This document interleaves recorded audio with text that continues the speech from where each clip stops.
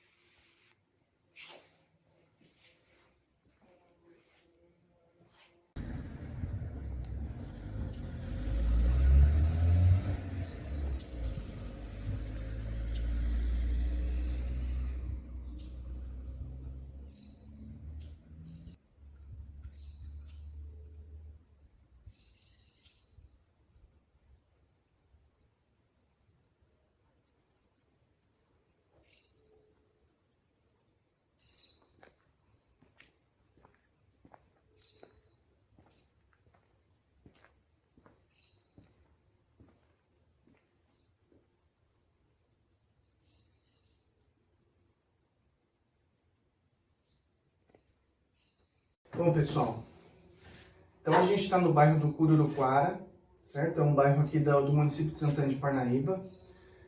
Santana tem toda essa ligação com o patrimônio, Só que essa discussão do patrimônio imaterial, do patrimônio intangível, é uma discussão muito recente em termos de preservação do patrimônio, Em 2000 a gente começa o Inventário Nacional de Referências Culturais a trabalhar com patrimônio imaterial, de fato, no governo federal. No governo estadual, infelizmente, é só a partir de 2011 que isso acontece. E aí, tem uma história oral por trás dessa história toda do samba de bumbo aqui do Cururuquara, Então, o que eles contam? Que isso aqui era uma grande propriedade rural, que tinha uma estrada, imperial, real, que ligava a São Roque a Itu, e passava por aqui. Talvez trechos da Estrada da Pedreira que ainda passa aqui, que é o ponto mais longínquo da cidade. Uma rua para frente já é o município de Itapevi. Então era uma área de passagem. No período colonial, Aqui é uma grande área de fazenda, do Antônio Bueno de Oliveira. Esse Antônio Bueno de Oliveira e sua família, eles são naturais de São Roque, aliás, de Cotia, que hoje se emancipou. O pedaço que era aqui vizinho, Itapevi, hoje chama Itapevi, não chama mais Cotia, né? Mas bem, eles eram de Cotia. O Antônio Bueno de Oliveira, então ele faz um inventário a partir de 1860 da esposa e divide uma chácara que ele tinha aqui entre os filhos, entre eles o Manuel Bueno de Oliveira. O Manuel, ele também tinha participação, né, nas terras do pai e da mãe aqui. Não sabemos exatamente aonde e tudo mais, mas o que acontece é que é o seguinte: o Manuel Bueno de Oliveira, ele tinha um escravizado, o Leandro, e normalmente o sobrenome vinha acompanhado do nome do senhor, né? Bom, então o Manuel Bueno de Oliveira, ele tinha seus escravizados, né? Como todos nesse período colonial, proprietários brancos aqui da região. Santana não tinha grandes propriedades de mão de obra escravizada, né? Você tinha a fazenda do Guilherme Pompeu de Almeida, que é onde está o Morro do Voturuna, que ele vai ter 120 escravos indígenas e 150 escravizados africanos. Aí ele faz essa transição. O resto da população vai ter uma quantidade pequena, mas uma quantidade expressiva de escravizados para o uso doméstico. E aí vai ter os crimes cometidos, e algumas historiadoras famosas aí, né, analisam isso, a Maria Helena e a Maria Cristina Uissembá. Bom, então o Manuel Bueno de Oliveira, ele tinha entre os seus escravos o Leandro. Esse Leandro é o vô Leandro, que as famílias hoje, que são descendentes consanguíneos desse Leandro, falam. Então é o elo do século XIX com as descendências que vêm depois, que fazem o samba de bumbo. Então a gente tem pelo menos aí desde o século XIX, ele com 15 anos, em referências a ele com esse samba, né?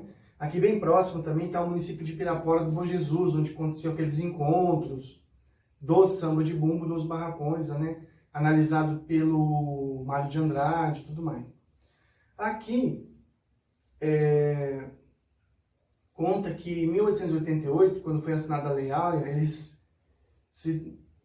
eles foram até essa porta dessa capela onde a gente está aqui, para decidir o que ia acontecer, o que eles iam fazer, ia trabalhar como jornaleiro, ia fazer sua própria horta, ia para outro lugar e tudo mais. E aí eles decidiram fazer uma festividade para São Benedito. Então eles começam essa festividade aqui, eles plantaram 8 coqueiros, 8 palmeiras, que dá nome ao lugar aqui, Capela das Palmeiras, por causa dessas árvores. Então essas árvores centenárias, elas contam histórias dessa população que resistiu e resiste até hoje, para fazer a festa, para sobreviver, para se alimentar, para trabalhar, para estudar, a população afro-brasileira, afrodiaspórica. Então, boa parte da nossa tradição cultural, sobretudo do Sudeste, tem a ver com a população centro-africana, ou também chamada como população banto. Então, você tem vários povos ali, né? Um tronco linguístico em comum, e a partir do final do século XIX, também nessa corrida imperialista, batizam toda essa gama de população banto. Então é esse grosso da população que vem para aqui para o Sudeste. A gente tem o jongo, o batuque de ubigada e o samba de bumbo. Muito bem, aí em 88 eles foram alforriados e tudo mais. Aí na história oral diz o seguinte, que o Manuel Bueno de Oliveira era pai do Leandro. Então o Leandro era filho bastardo dele, então ele teria deixado um alqueire de terra para o Leandro, o que é pouco provável. Outros dizem que o Manuel deixou as terras, foi para outro lugar e eles acabaram cultivando aqui. Mas o que acontece de fato é que tem um documento que prova que ele comprou a área aqui do Cururuquara. Ele ganhou, como alguns outros escravizados também ganharam, lotes de terra no bairro do Ingaí. E aí o Leandro vende lá e compra com seus cunhados aqui no bairro do Cururuquara. Infelizmente, onde ele compra é onde está construída a rodovia Castelo Branco. E aí me parece que teve alguns contratempos, né, com relação a pagamento de indenização pela desapropriação, né? Esse problema está correndo até hoje. O que acontece é que, então, desde 88, a data 88 é comemorada, não um ano depois, é feita a festa tradicional aqui do Cururuquara com o samba de bumbo. Então, o que é o samba de bumbo? É um jeito de se comunicar, que é tradicional dos centro-africanos, de você contar causos, histórias, né? E aí você tem o soma, o doma, que é o mestre, aquele que ensina as outras pessoas. E você tem o griot, que é o que vai brincar. Então, basicamente, essas figuras também tem dentro do samba de bumbo. São cantados quadras ou dísticos, ou seja, 4 versos ou 2 versos, e o coro entra. Então você ia ter a incidência desse samba de bumbo em todo o estado de São Paulo, pegando partes de Mato Grosso, partes de Minas Gerais, até Guaxupé. Então, hoje em dia, esse samba está adormecido em algumas famílias. Ele ainda permanece ativo aqui no bairro do Cururuquara, em Santana de Parnaíba com o Grito da Noite, no centro, né? Em Vinhedo, no bairro da Capela, com o samba da Dona Aurora. Em Mauá, com o samba lenço de Mauá. Em Quadra, com samba caipira Filhos de Quadra. Em Campinas, com Alceu. Em Piracicaba, com a Ediana. Final do Alceu, né? Sempre com muito respeito que a gente fala dessa história, pedindo licença para contar essa história para os mais velhos, para os mais novos, né? Porque se eu estou aqui hoje é porque alguém esteve antes, né? Eu sinto muito feliz de ter conhecido esse samba numa formação educativa minha, numa ONG, e a partir disso tomar conhecimento, conhecer as pessoas, ajudar essa comunidade e estar junto, né? Então eu toco a caixa, toco o bumbo, canto, invento moda. Então, nesses 4 versos ou 2 versos, você conta histórias variadas, né? Em Pirapora, como tinha muitos romeiros, eles vão falar com relação à bebida, com relação à sexualidade, né? Que eles vão namorar e tudo mais. No centro, que é o Grito da Noite, eles vão falar bastante da presença da pinga, das festividades do carnaval. Aqui no Cururuquara, como um bairro rural, era o dia a dia. Eram as coisas engraçadas, as coisas tristes, as angústias, questões relacionadas à agricultura, a forma de brincar. Por exemplo, tem uma música que canta assim: mamãe mandou papai buscar bonequinha de ouro para nós brincar. Bonequinha de ouro por quê? Porque ela espiga de milho, né? O amarelo do milho. Então você tem essas brincadeiras de cantar e contar histórias, de contar. Então é a parte de você sentar e ouvir, que é muito presente nas populações centro-africanas, né? O escutar o mais velho para você aprender. Aqui em Santana, então, ficou só o samba mesmo, a prática do samba, na festa Cururuquara. A festa acontece com as procissões de São Benedito e Nossa Senhora do Carmo. Elas se encontram no meio dessa estrada, lá da Capela de Baixo, vem até aqui. Aqui é feito a quermesse, a missa e muito samba. Então é isso, é uma festa das mais antigas. Então é declarado patrimônio a partir de 2015 por uma lei da deputada Alessi Brandão sobre o samba de São Paulo. Além disso, há uma mobilização dos sambadores aqui na festa Cururuquara, assinando a carta de anuência, pedindo ao Condefat que promova o registro e a salvaguarda deste bem imaterial do Estado de São Paulo, que é o samba rural paulista. Atualmente, o samba está sendo também inventariado para a elaboração de um dossiê pelo IFAM, pelo governo federal. Então, em breve, vai ser isso vai entrar em pauta do Conselho Deliberativo para decidir sobre a inscrição do samba de bumbo como patrimônio nacional. Essa marca importante, né, da comunicação e de uma tradição africana em solo brasileiro, afrodiaspórica, que tanto tem a ver com a nossa cultura, uma cultura de resistência, de respeito, de tradição mesmo, né, que a gente precisa conhecer as raízes desse Brasil. Bom, pessoal, então a gente está numa das extremidades da Serra do Itaqui, aqui onde a gente está no alto, e da Serra do Itaqui a gente está olhando lá no fundo, é o Morro do Voturuna, também tombado a partir de 1983, sobre o pretexto, né, da preservação do patrimônio natural. É uma área importante, histórica, né, de mineração, tanto de ferro quanto de ouro. Nas proximidades dele é que fica a propriedade do padre Guilherme Pompeu de Almeida. Foi um grande financiador das bandeiras, uma figura importante para a história da cidade e para a história do estado de São Paulo. Aquele morro, então, ele divide 3 municípios.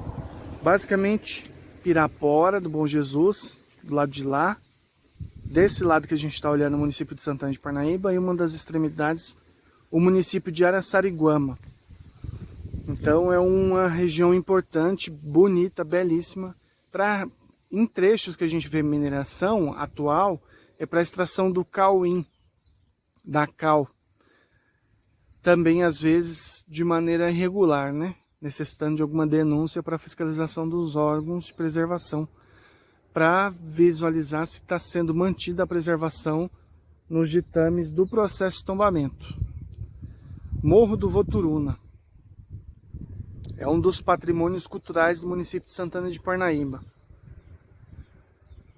É um sítio arqueológico importantíssimo, porque se trata de um moinho hidráulico para moer trigo aqui na região, sobretudo o trigo que vinha da região de São Roque.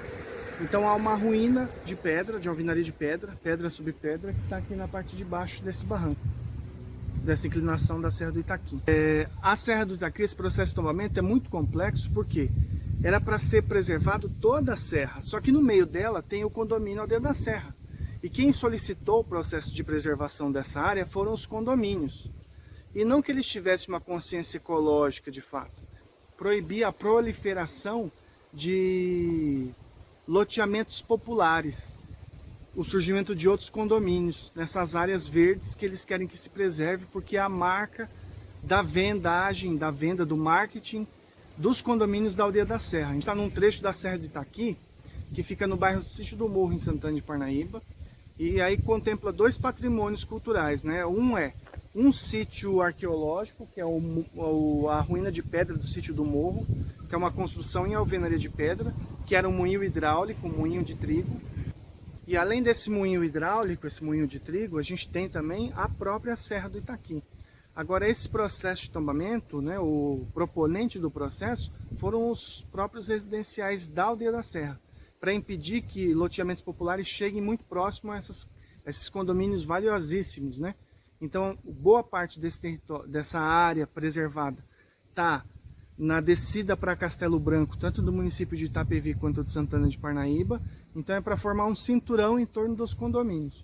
Por um lado é bom, pela preservação do patrimônio natural, por outro é ruim, qual foi a intenção dos proponentes nesse processo. Então aqui a gente não vai acessar a ruína de pedra, porque chegar até lá é muito complicado. Então é uma área que ainda vai ser melhor apresentada para os visitantes. Mas já dá uma placa de identificação do IPHAN sobre o que se trata esse sítio arqueológico. A gente consegue, andando casa a casa, olhar detidamente cada elemento arquitetônico. Aqui, por exemplo, que são duas casas tombadas pelo IPHAN e ex officio pelo Condefat, né, o processo de tombamento dessas, junto com a Capela Nossa Senhora da Conceição do Voturuna no Suru, se iniciou entre os anos 40 e 50. Bom, aqui atrás de mim é uma das ruas mais recentes desse centro histórico. Então, Rua André Fernandes, que é o nome, né, em homenagem ao fundador da vila. Bom, a gente ainda está aqui no Largo da Matriz. A gente tem casas do século 17, 18, 19, que é o centro de memória. E aqui um conjunto de casas do finalzinho do 19 e início do 20. Aqui a antiga sede do Poder Municipal, da Câmara de Vereadores, né? A gente não tem exatamente a referência do Pelourinho, do prédio de Câmara e Cadeia, que a gente vê em outras vilas aqui de São Paulo, do Brasil, né? Muito provavelmente funcionava em casas de particulares, numa outra área. Com o passar do tempo, as enchentes no Rio Tietê, eles ocuparam essa área mais no topo do morro, evitando, por exemplo, o desgaste da Igreja Matriz, que caiu diversas vezes. Essa obra que a gente tem aqui atrás da Igreja Matriz é do final do século XIX, a planta aprovada em 1882. Aqui a gente vê elementos de arquitetura neoclássica, né? A presença do vidro lá de fora, ali a limitação de um frontão de um templo romano, grego, né? A imitação de colunas do capitel dórico, cimalha, platibanda que cobre o telhado, né? Simetria. Aqui ó, as gateiras embaixo, que remete a um porão, mas não é porão. É apenas para não apodrecer. No caso do assoalho aqui de Parnaíba, a gente encontra em grande parte de madeira, ladrilho hidráulico, cimento queimado ou vermelhão. Basicamente são essas tipologias de piso, né? Cobertura, então a gente tem a telha portuguesa de barro, capa canal, Aqui no caso é a mesma coisa, né? Tem outro formato a telha e ela está coberta pelo elemento da platibanda, o elemento da arquitetura. Bom, pelo levantamento do IPHAN, esse conjunto de casas aqui são os mais antigos e representativos nesse ponto da rua Suzana Dias. Ali naquele imóvel a gente consegue ver, todas essas são chamadas casas de sobrado. A gente está aqui no entroncamento de 3 principais vias que finaliza essa quadra do tombamento centro histórico. Além disso, você tem mais 300 metros de área envoltória que vai até meados do Rio Tietê. Então essa rua chama Meadinga, por onde sobem esses carros. Onde a gente está é a rua Suzana Dias. Nesse ponto da Suzana Dias a gente tem uma casa de inspiração modernista, né? E seguindo os preceitos da legislação do tombamento. Então você tinha um limite de recuo da frente, das laterais e do fundo. E essa, além de tudo, ainda tem alguns toques de arquitetura modernista aqui ao longo da rua Suzana Dias. Aqui nessa edificação, o que a gente pode destacar, por exemplo, é o formato arquitetônico desse prédio, né? Uma igreja protestante. As formas ogivais das janelas e da porta remete à arquitetura gótica. Bom, agora no ambiente fechado, eu vou seguir um pouco o roteiro aqui do que eu tinha proposto para fazer como aula, né? Enquanto professor de História, enquanto morador de Santana de Parnaíba, enquanto praticante de manifestação cultural imaterial, que é o samba de bumbo. Então eu preparei mais ou menos para contextualizar um pouco a mais do que a gente já viu andando pelas ruas, indo dos lugares de Santana de Parnaíba. Muito bem, então vamos começar com a fundação da vila. Santana de Parnaíba, São Paulo como um todo, né, era uma região muito ruralizada. Existia um medo imenso nessa parte aqui da América, né, de um medo dos paulistas, porque os paulistas eles não estavam muito afim de defender o território, como muitas vezes é apresentado, né? Então, na verdade, eles estavam às vezes até mais arredios do que os próprios índios. É um processo, essa história do século XVI, XVII, de formação de São Paulo de Piratininga, dessa história dos bandeirantes que é pouco compreendido, né? Porque, na verdade, esses paulistas, eles fazem parte das famílias indígenas, né? Então, essa leitura que foi feita a partir do século XIX, início do XX, na estatutária bandeirante em São Paulo, eu acredito que ele tenha deslocado do tempo e espaço, de fato, quem foram os bandeirantes. Até porque, da cultura material do século XVI, em São Paulo a gente tem pouca coisa de pano, de tecido. E a gente não tinha pintores nessa época para descrever como eram as vestes dessa população, ou a feição dessa população, dos paulistas de São Paulo, né? O que me leva a crer, na verdade, que a partir dessa ideia de um desenho de que seria essa figura do bandeirante, a gente começou a descolar da realidade, e aí eu incluo também os pesquisadores do 19, né? Afonso Toné e Companhia Limitada, que vão dar uma cara específica para esse paulista de São Paulo. Então, em Santana de Parnaíba a gente trabalha com duas datas, 1580, aliás, com 3 datas, 1560, 1580 e 1625, tá? O João Manuel Monteiro colocaria aí também 1910 na parada, mas pode ser também, porque é o seguinte, as viagens de mineração aconteciam à torta e direita, né? Porque essa parte do território precisava ser lucrativa para a coroa portuguesa. De alguma maneira, os espanhóis estavam conseguindo êxito, né? Nos trabalhos de servidão pessoal dos povos indígenas da região da porção castelhana da América, né? Das Novas Índias de Castela, e também de metais preciosos. Aqui não, então essa corrida desenfreada atrás de metais preciosos, né? Havia uma suspeita que talvez o Rio da Prata ficasse próximo a São Paulo, o que depois se constatou que ficava, na verdade, bem distante, né? Mas fato é que então trabalha com essa data de 1560, que é uma data de expedição, que foi feita nos arredores de São Paulo de Piratininga, Santo André da Borda do Campo, São Paulo de Piratininga, 1554, para conhecer o ambiente, né? Para fazer essas viagens para a mineração. E é um dos pontos que foram minerados, que foi feito a prospecção de ouro, foi Santana de Parnaíba, exatamente no Morro do Voturuna. Eu tive recentemente lá com um arqueólogo. A gente viu em partes desse morro, né, em partes desse território desse morro, estruturas que lembram o local do descarte da cava de ouro. Então a gente viu o sistema de descarte, muito provavelmente, que é dessa época, né, que remonta justamente a essa época de mineração. Então, quanto mais antiga a data, para fins turísticos, né, e para fins mesmo da história, da tradição, né, quanto mais para trás, mais velha, mais antiga, mais importante. Então trabalha com essa data de 1560, só que ainda não tinha uma ideia de ocupação, de colonização desse território. Tem essa outra data de 1580, que seria a edificação de uma capela nessa região, ao longo do Tietê, né? O que tinha? Tinha uma queda d'água imensa, que fazia um barulho imenso também.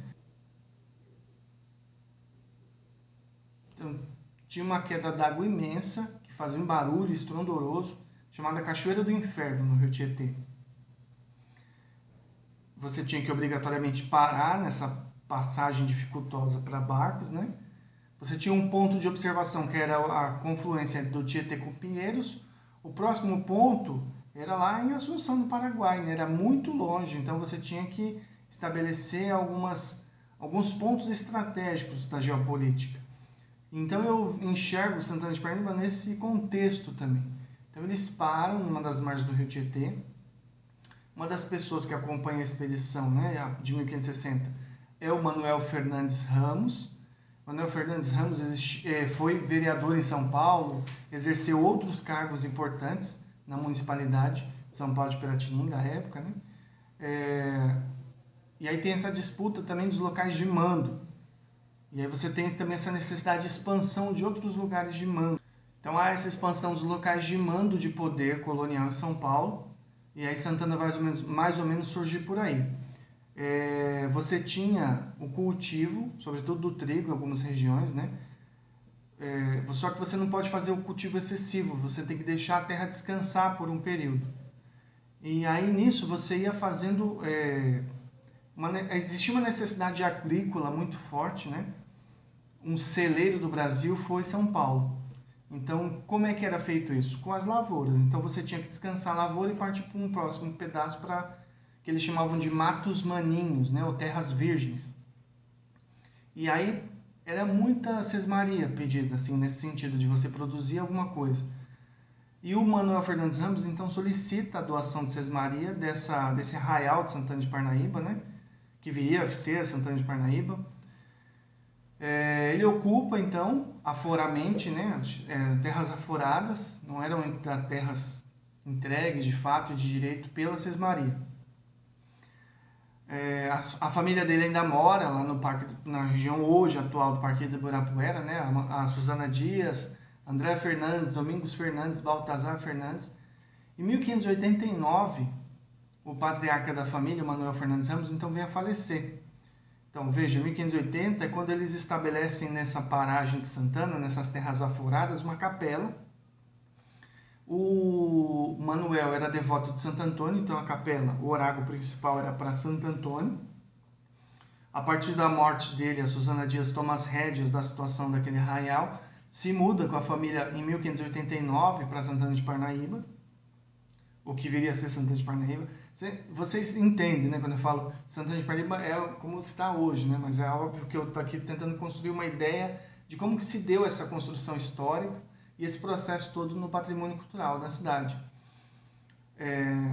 Bom, então 1580 é referente a essa capela, né? Como você tinha uma relação do padroado muito forte, o reconhecimento de uma capela curada, dava o status de bairro ou de vila, né, dependendo de onde estava a edificação e da importância do trânsito de pessoas na região.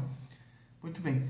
Só que a doação mesmo veio no finalzinho do século XVI, 1592, mais ou menos, veio a doação de Sesmaria, a Susana Dias assumiu as rédeas, né? Em 1625 consegue elevar a categoria de vila. Então, você tem, na estruturação da Grande São Paulo, você tem freguesias, você tem, além de freguesia, bairro com capela curada, aldeamento, vila e cidade, né? Então, dependendo do fluxo de pessoas nesse espaço geográfico, você cria Câmara de Vereadores, né? Você cria uma Câmara, que era o poder local na época, você não tinha a figura do prefeito. Então, você tinha os homens bons da vila e vários cargos que eram necessários para o funcionamento de uma Câmara Municipal eram elegíveis também. O Manuel Fernandes Ramos para São Paulo foi vários cargos, né? Escrivão, tudo isso era cargo eletivo, condicionado também, por exemplo, a figura como se fosse um vereador, né? Tem também, por exemplo, dentro dessa figura, que congregava no presidente da Câmara Municipal, a figura de congregar uma força policial, né? De promover o bem-estar da vila e também de fazer justiça. Então, todos os vereadores tinham uma vara e a do presidente era de uma cor distinta para sinalizar que ele era o juiz ordinário. Aí dentro da estrutura do período colonial você tem a figura do juiz de fora para fiscalizar esses poderes que estão sendo delegados ao juiz ordinário, né? Que é muito poder para os locais, né? Era um território muito imenso, né? O Brasil tem um tamanho continental.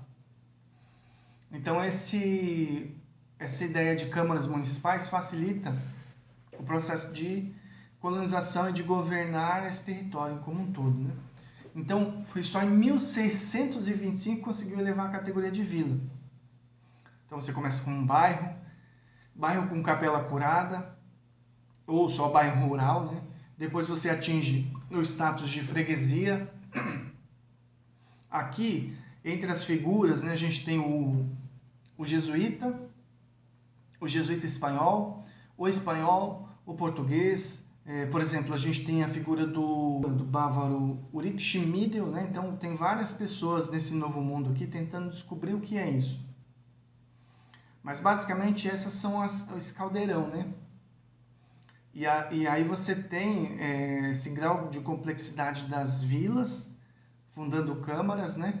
E depois adquirindo um status de cidade. Então, como eu já falei em um determinado momento do vídeo, Santana de Parnaíba não se torna cidade, ela fica vila até o século XX. Até o movimento republicano tomar o poder da monarquia, instituir a república, o federalismo, e aí surge Santana de Parnaíba. O John Manuel Monteiro aponta que, na verdade, ele encontra na documentação referente a esse território como sendo sertão. Isso aparece bastante, né? Então, a fulano tem 6.000 léguas de testada e 200 de sertão. Então, é uma medida um pouco não tão precisa, né? Mas sertão era um lugar que era inabitável. Então, figura-se Santana de Parnaíba, 1610, como inabitável também. O que é interessante notar é o seguinte: o John Manuel Monteiro também aponta o crescimento demográfico da vila de Itu, de Parnaíba e de Sorocaba, que vão se emancipar de Parnaíba rapidamente. Era uma mão de obra indígena dos irmãos André Fernandes, Baltazar Fernandes e Domingos Fernandes. Então, essa população, que na documentação aparece como mulato filho de negros com índios. Você tem casamentos interétnicos aí, né? Sobretudo na população em torno de Araçariguama e de Barueri. Muitos. Essa população expedicionária, essa população sertanista, certamente não era essa figura garbosa que é representada nas telas, né? Eu acho que é aí que entra o choque maior.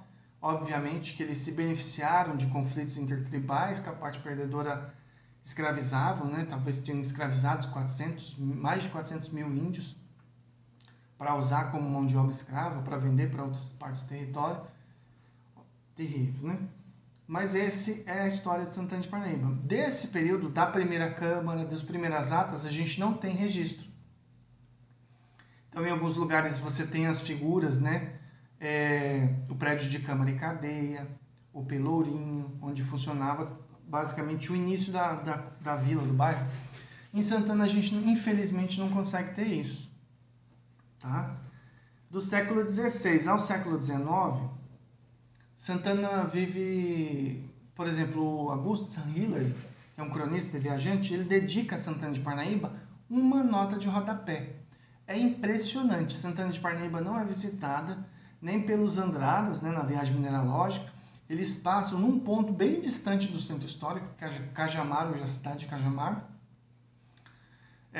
Então Santana não era destino de ninguém. Miguelzinho Dutra pintou Itu, pintou Sorocaba, Debré pintou Sorocaba, pintou Itu, mas alguma coisa acontece que poucas pessoas passam pelo território de Parnaíba. É impressionante. As fichas do Aguirra, talvez a gente encontre alguma coisa, não consegui pesquisar em função do fechamento do Museu Paulista, né? Mas poucos registros. Tem uma foto que está no Museu Paulista, que é do Militão, que é do finalzinho do século XIX. Então a gente não tem muitas informações sobre Santana de Parnaíba. Existem levantamentos e estudos, né? Um que eu tenho é o do Janjão, do Luiz de Souza, eu confundo os Luizes, né? Luiz de Souza Botelho Mourão e Morgado de Mateus. É o Janjão que trabalhou com patrimônio em São Paulo, né? Foi um membro muito engajado na luta do patrimônio, foi orientado pelo professor Carlos Alberto Cerqueira Lemos, né, no doutorado, um estado completo que jamais pode ter existido, né, analisando sobretudo esses processos de restauro do IFAM sobre a batuta do Luiz Saia. Mas voltando aqui a Santana de Parnaíba, você tem o surgimento, né, das expedições, a partida, Santana de Parnaíba então se torna uma boca para o sertão, importante para esse movimento. Depois você tem até a descoberta de ouro, né, essas expedições. A descoberta das regiões auríferas estrangula Santana de Parnaíba. Pouca gente se interessa por vir aqui, essa terra não tem homens, nem ninguém, né, como diz E aí há uma extinção de São Paulo como um todo, né? São Paulo passa a ser um bairro rural do Rio de Janeiro. E só volta com o Morgado de Mateus tentando recuperar essa grandeza de São Paulo, tentando estabelecer outros cultivos aqui, né? O polígono do açúcar é essa tentativa de produzir cana de açúcar para o café, para aguardente aqui. E aí Santana no 19 vai chegar ao 19 com 35 engenhos. Hoje em dia a gente ainda tem 5 que produzem atualmente aguardente. A gente tem um solo pobre para cultivo da agricultura, da pecuária. Então foi uma vida de subsistência nesses séculos que se sucederam, né? No processo da escravização, você tem a mão de obra indígena, em grande parte. Depois você tem uma substituição gradativa da indígena pela africana. E aí um dos exemplos que eu já citei aqui ao longo desse vídeo é a do Guilherme Pompeu de Almeida, que financiava expedições, né? E ele consegue fazer a transição de indígenas para escravos uma quantidade surpreendente. Um trabalho de uma americanista brilhante, que é a da Alda Metcalf, que necessita de tradução para o português, que é Família e Fronteira no período colonial, que ela estuda Santana de Parnaíba, numa vertente da nova história, que é a demografia histórica, que é muito forte na Unicamp, né? Muito bem. Esse não progresso de Parnaíba garantiu uma preservação do centro histórico do seu patrimônio cultural, né? O que a gente enxerga hoje como patrimônio cultural. O entorno, que tinham as estações ferroviárias, esse impulso econômico, restou muito pouco, ou quase nada, né? Então, Jundiaí, Barueri, que é o entorno mesmo do centro histórico, como passam principais rodovias e as ferrovias, Santana ficou bem enclausurado nela mesma, né?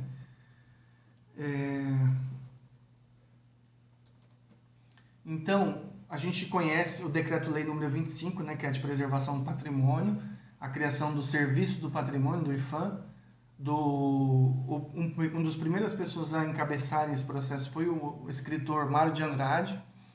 Então, para saber o que tem, o que preservar, precisam fazer um censo, né, saber o que tinha. Então, ele pede para o governador, tudo bem improvisado, né? A repartição funcionou em sua casa, né, por bastante tempo.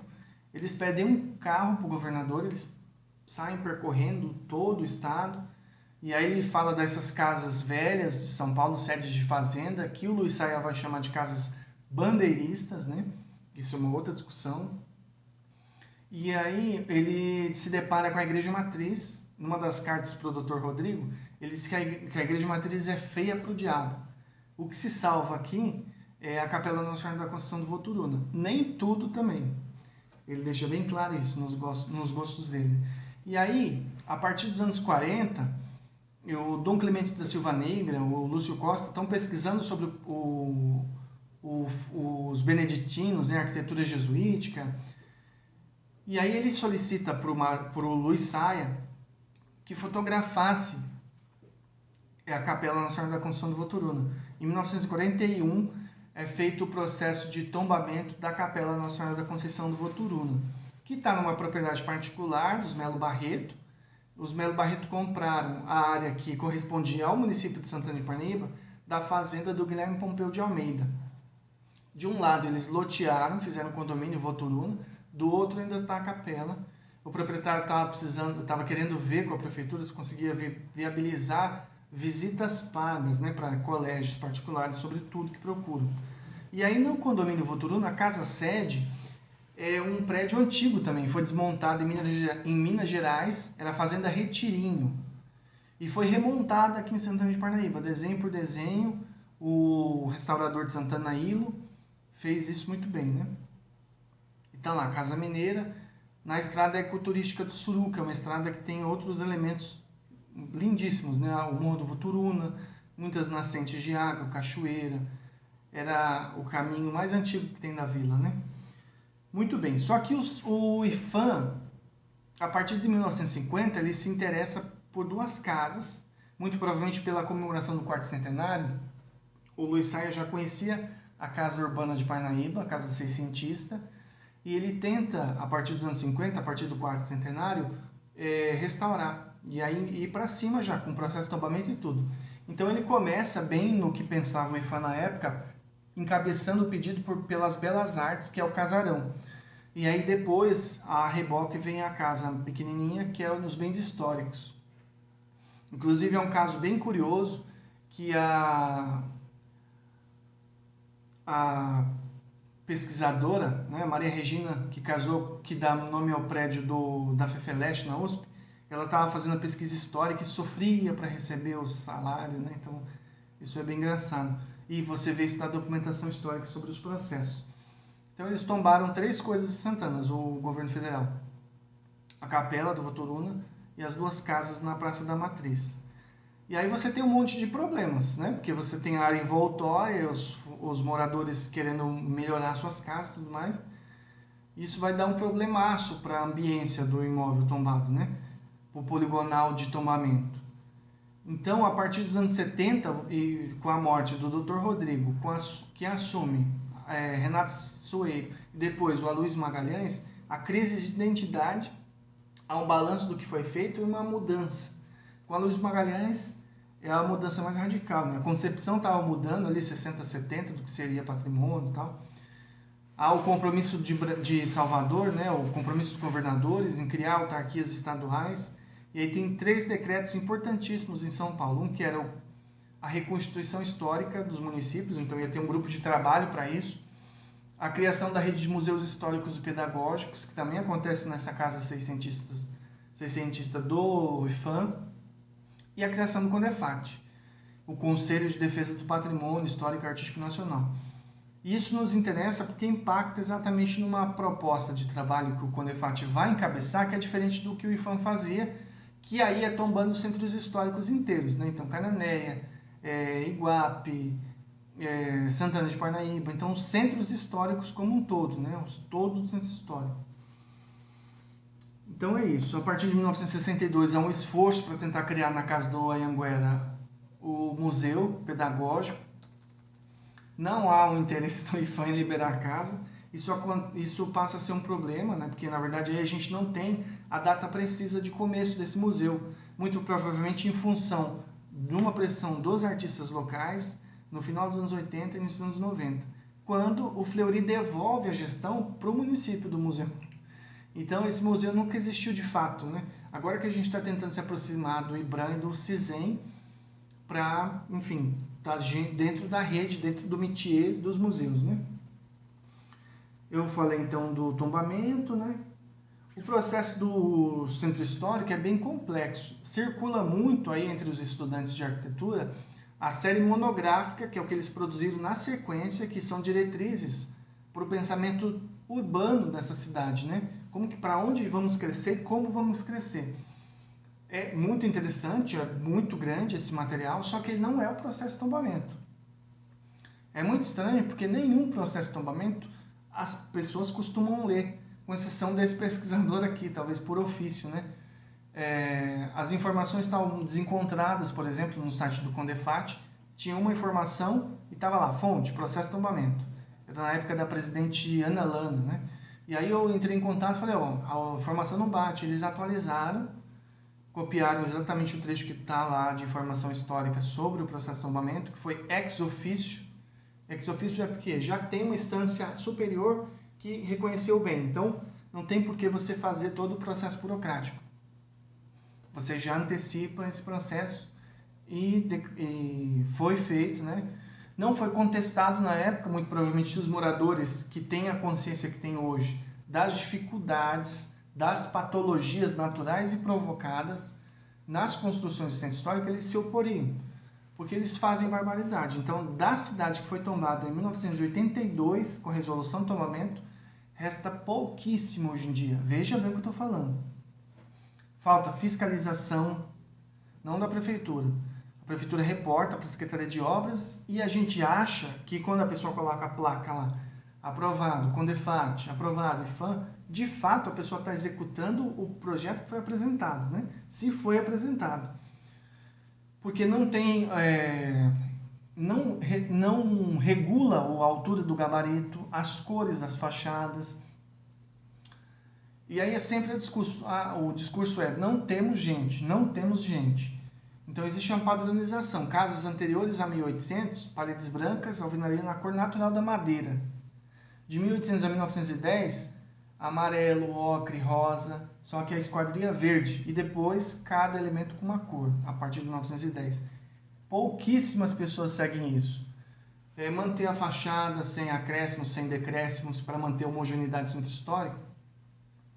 Abertura de garagem, outros elementos de esquadria. Então, há uma série de problemas que precisam ser enfrentados. A gente precisava fazer agora uma revisão do plano de tombamento do centro histórico e da área envoltória. Porque a área envoltória, esquece. Tem prédio, tem um imenso terminal rodoviário a pouquíssimos metros do centro histórico.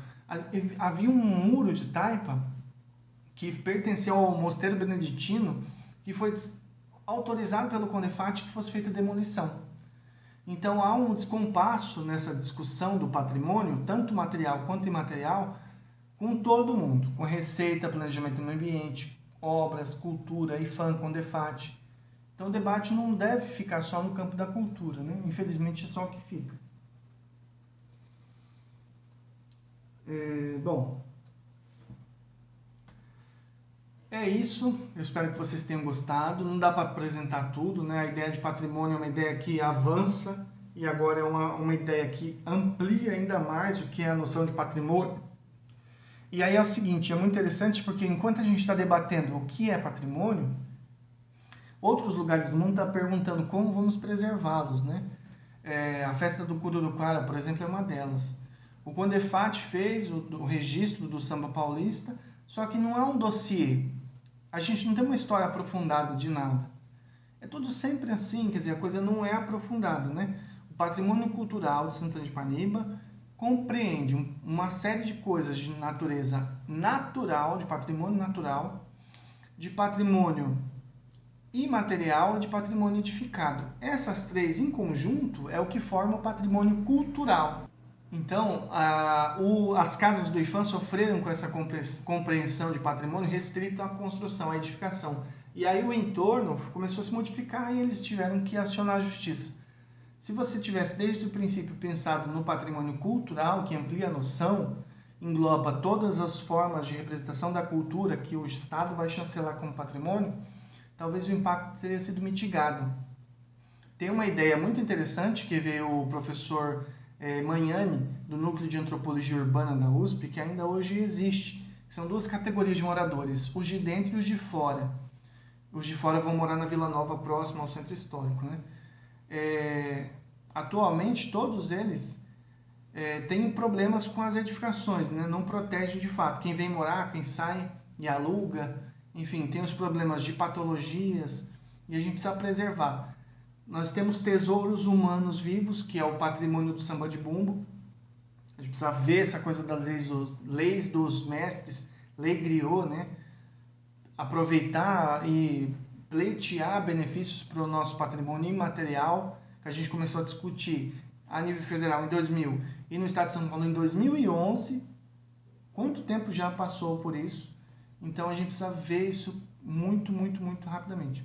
Bom, eu vou deixar meus contatos, quem quiser entrar em contato comigo. Eu faço instrumentos musicais, faço bumbo do samba de bumbo, vou para as escolas falar sobre o samba de bumbo, patrimônio material, sobre o patrimônio edificado, e é isso aí. Um abraço!